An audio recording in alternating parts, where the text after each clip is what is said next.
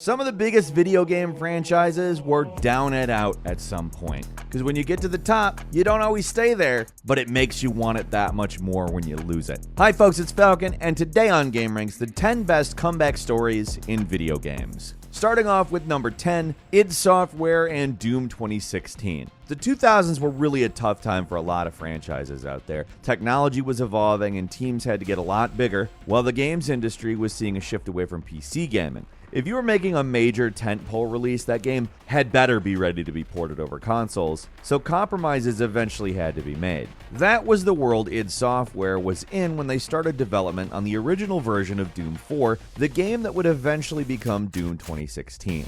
After a divisive response to Doom 3 in 2004 and the failure of Rage in 2011, id kinda needed a hit, but at first it seemed like Doom 4 was taking the franchise in the wrong direction. Fans called it Call of Doom, and if you look at any of the gameplay footage that was floating around from that old build, it's not hard to see why. It just looked like a Call of Duty clone with some demons in it. Keep in mind, this was a time in the industry when Call of Duty was king, even more so than now, and the prevailing wisdom was that if you're making an FPS, it better be like COD or it's probably gonna crash and burn in the market. It was just following the trends at first, but in 2013 they decided to scrap the project, bring in Hugo Martin as creative director, and take the game in a more old school direction. The results, they speak for themselves. Doom was a series that was on its last legs, and the series was in danger of becoming irrelevant, but Doom 2016 made people stand up and pay attention. The intense shooting, the non-linear levels, and the minimum plot felt classic and somehow very modern at the same time, and became the template for an entire FPS revival in the 2010s and beyond. Doom 2016 didn't just come out of nowhere, it was following the footsteps of big retro revivals like Rise of the Triad, Shadow Warrior, and Wolfenstein: The New Order, but this was Doom, probably one of the biggest game franchises of all time. So seeing it come back stronger than ever feels like it matters more, if that makes any sense.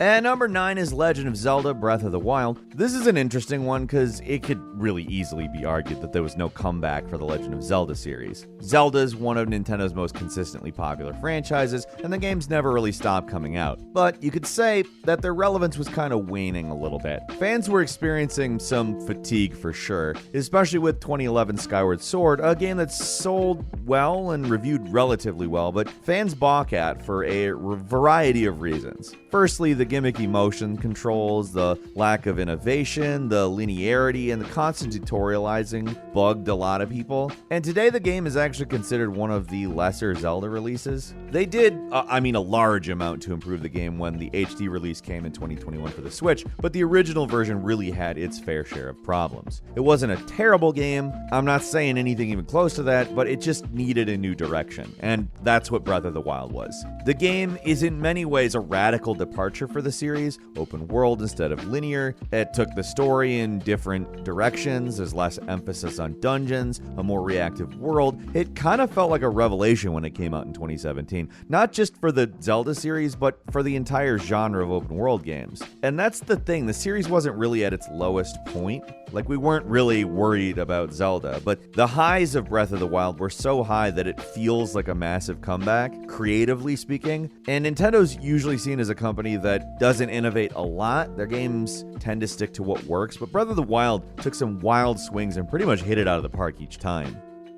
At number 8 is Resident Evil 7. It could be argued that the Resident Evil franchise has not had just one but two big comebacks. First in 2005 with Resident Evil 4, and second with 7 in 2017. But in my opinion, 7 was the bigger comeback for a few reasons. Leading up to the release of Resident Evil 7, the series was not in good shape. Resident Evil 6, it had its positive points, but it was kind of a bloated disaster for Capcom. It flopped both in terms of sales and reviews. And in that same year, we got the lame at best Operation Raccoon City, a Western-developed third-person shooter that really didn't feel like a Resident Evil game. Kind of just a double whammy of bad crap. So we got Revelations, and that game was pretty good, but those other two games really did a lot to damage people's perception of the series. The whole situation was so bad that for the first time the series went multiple years without a new entry. Revelations 2 was definitely a step in the right direction, but it was pretty obviously a side project for Capcom, not the main event. 2016's Umbrella Corps didn't do a lot to calm people's concerns about the future of the series either. And when it was first revealed, 7 had a lot of people worried as well. At first glance, it doesn't seem like it's anything like the classic games. For a lot of people, it looked like Capcom was trying to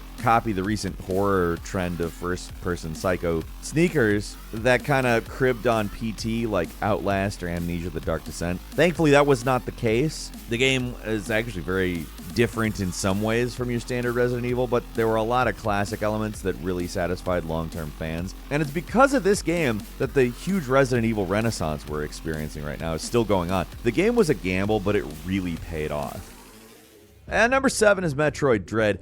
It cannot be understated just how bad Metroid Other M was for the Metroid franchise. Unlike a lot of other games on this list, like Breath of the Wild or Resident Evil 7, it was a departure that just did not work. It was a swing, and it was a miss. In the 2000s, there were consistent releases of new Metroid games, but after Metroid Other M, there was just nothing. In 2016, we got Metroid Prime Federation Force, which is kind of weird side game thing that didn't really make fans think Metroid was ever going to make a real game in the series anymore. Then things looked up in 2017 with Metroid Samus Returns, a 3DS game developed by Mercury Steam that was a remake of the 91 game Metroid 2 Return of Samus. And there's probably an argument to be made that this was the real comeback, not Dread, but it was a 3DS game that was basically just a remake, and it didn't feel like that big of a deal for that reason.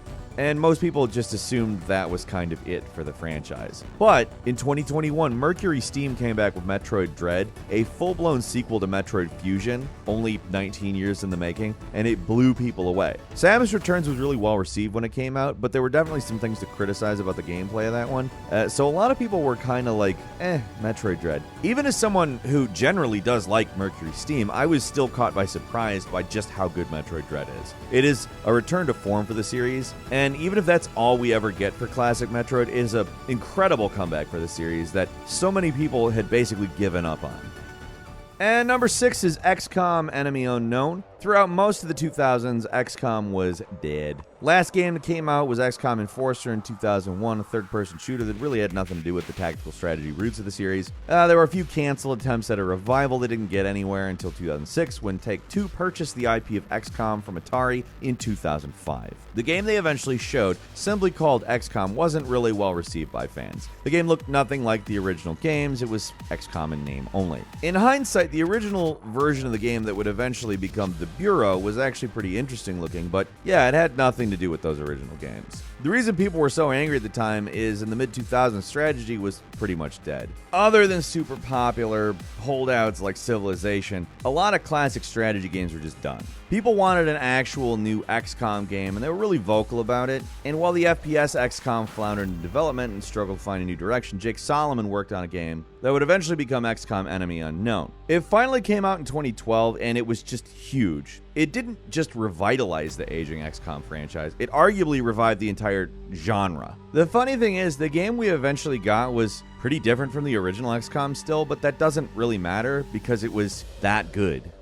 And number 5 is Prince of Persia: Sands of Time. One of the hardest things a game series can do is transition from 2D to 3D. Certain games make it look easy, but you remember, like others that completely crashed and burned? Do you remember Earthworm Jim 64? I do. Prince of Persia struggled more than most, though. 1999's Prince of Persia 3D was a disaster. So much so that Jordan Mechner, the original creator of the series, sold it all to Ubisoft and just stepped away from game development entirely. It seemed like the franchise was 100% dead, but 2003's Prince of Persia: Sands of Time brought it back in a big way. It's easy to forget, but back then cinematic platformers were kind of Tomb Raider. They were a little stiff and a little awkward, but Prince of Persia really changed that. It managed to make running and jumping fun again in these games, and combine that with time powers, they managed to make a game that's really unique and still fun to play today. The series revival lasted for a little while before the developers transitioned over a new project called Assassin's Creed, and the rest is history. It's easy to forget just how innovative the Sands of Time was,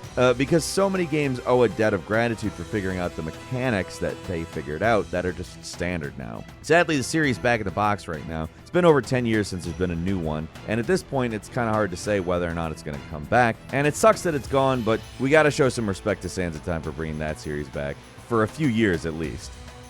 And number 4 is Mortal Kombat 9. Back in 2010, Mortal Kombat was just dead. It was probably one of the biggest fighting game franchises of all time, and it just seemed like it was done after 2008's just pathetic Mortal Kombat versus the DC Universe, a crossover game that really just nobody asked for. It was a Mortal Kombat game with a teen rating, enough said. It's one of those games that seems like it's a franchise's last desperate attempt at relevance, because it basically was. The series had pretty much taken a beating over the last decade. The Xbox era games in the series, like Deadly Alliance, Deception, and Armageddon, were just too drastic of departures from the original series, and they just weren't as good as far as fighting games go. Armageddon especially was pretty lame. So this was a series that really had a multi-year losing streak at this point. So when Mortal Kombat, or Mortal Kombat 9 as it is now known, came out in 2011, it was a huge breath of fresh air. It was a 2D fighter, like the classic games. It eliminated a lot of the dumber mechanics the recent games had added in favor of a back-to-basics approach, and added a few modern fighting game ideas to it. The story mode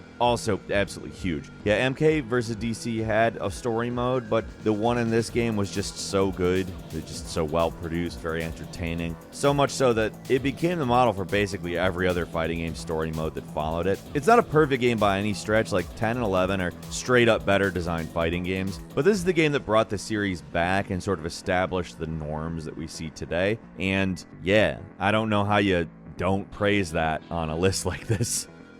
And number 3 is Devil May Cry 5. For years, Devil May Cry was just another dead series. 2008's Devil May Cry 4 was a bit of a letdown compared to 3, and the reboot DMC, while I don't want to take the dump on it that a lot of people have, it's an interesting game. It's not the same thing, though. I think it's a very different game, and a lot of people saw it as kind of an insult. So after that, there was just nothing. Most of the time, after the begotten Western reboot of a Japanese franchise, that's the end of it. It happened to Bionic Commando, Heaven of Lost Planet, and a lot of people thought that was just going to be the Devil May Cry fate as well. The dream was dead, at least until the surprise reveal in E3 2018. Devil May Cry was finally back. There was some concern over Crypt Keeper Dante, but that quickly passed when people actually got their hands on the game. The graphics, the gameplay, and the music, it's all best in class. True return to form. You almost never see a series come back this strong either, especially as a sequel that just straight up ignores the reboot. As someone who actually really doesn't hate what they did with DMC, I'm still grateful we got the proper sequel to close out the story of Dante. If it does end up being the last game in the series, it's a hell of a high note to go out on, as an amazing comeback for a series that most people assumed was 100% dead, but I also have to say I have the feeling that DMC is not done. And number 2 is Streets of Rage 4. This entry is less of a comeback for the series and more of a comeback for a whole genre. Beat-em-ups were huge in the arcade days and eventually just started to die out, and once the scene died out, it really died out. There are a few small indie beat-em-ups that came out from time to time, but there's just nothing that compared to the greatness of Final Fight, Turtles in Time, or Streets of Rage. That is, until this game came out.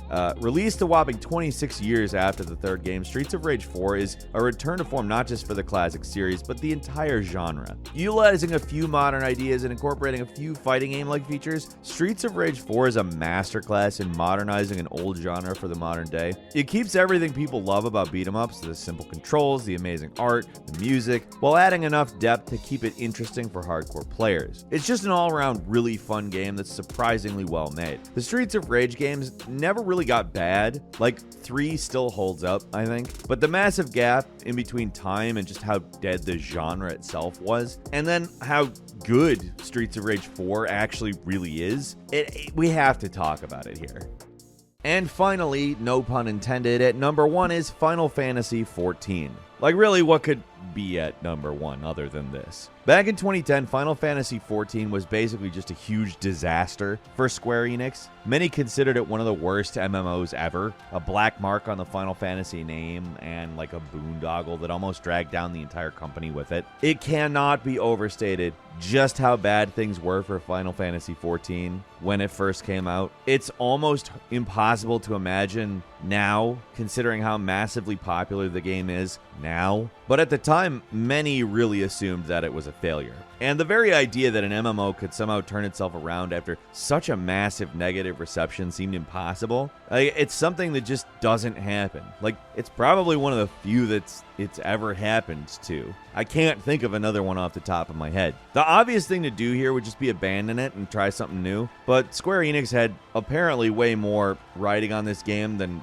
any of us knew. It wasn't just any old game, it was Final Fantasy, and if it failed, it could potentially damage the reputation of the entire series. That's when Naoki Yoshida was brought in, who, in somehow less than 3 years, managed to turn an unfinished mess into The Realm Reborn, basically an entirely new game built from the skeleton of the original. It took less than half the time it took them to make Final Fantasy XIV, and he managed to make an entirely new game that was, calling it a better product is a massive understatement. And it was a huge gamble, too. Final Fantasy XIV is so big that it managed to dethrone the mighty World of Warcraft, and it still has the highest active player base of any MMO out there. And that's a turnaround that, like I said, it remains an anomaly. I genuinely can't think of another MMO that has had that happen, especially on this scale. There's plenty of comeback stories for game franchises out there, but for this single game, that almost never happens. And that's all for today. Leave us a comment, let us know what you think. If you like this video, click like. If you're not subscribed, now's a great time to do so. We upload brand new videos every day of the week. Best way to see them first is, of course, a subscription, so click subscribe. Don't forget to enable notifications, and as always, we thank you very much for watching this video. I'm Falcon. You can follow me on Twitter @FalconTheHero.